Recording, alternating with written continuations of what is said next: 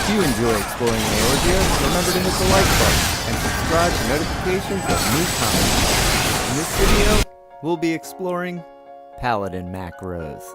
If you're viewing simply to try out the Paladin macros we've created, here they are.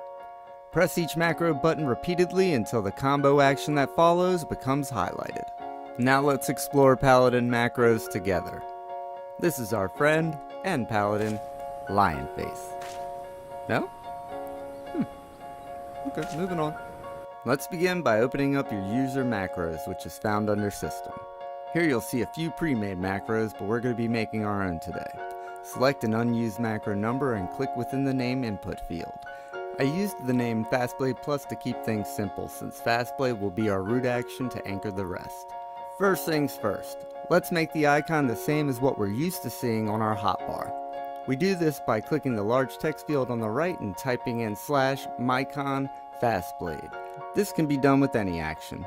As you see in the image here, the way that we make an action happen is by putting /AC before it and then the action itself within quotes.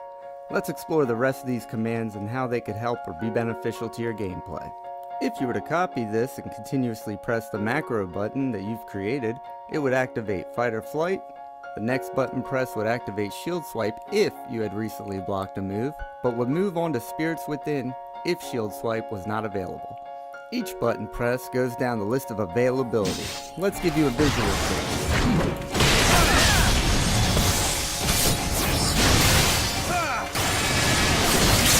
As you see, the actions that were available were executed. I'd like to explain the TT you see next to intervention in the macro. TT represents your target's target. That means if intervention is available, you will use that action on the target of your enemy. Your friend will gain protection and you're just repeating a couple buttons. You can also do this with the action cover. Now we can go over how macros work together visually. When we used /mycon earlier to make our macro button image, we gave ourselves the normal visual cues that we're used to.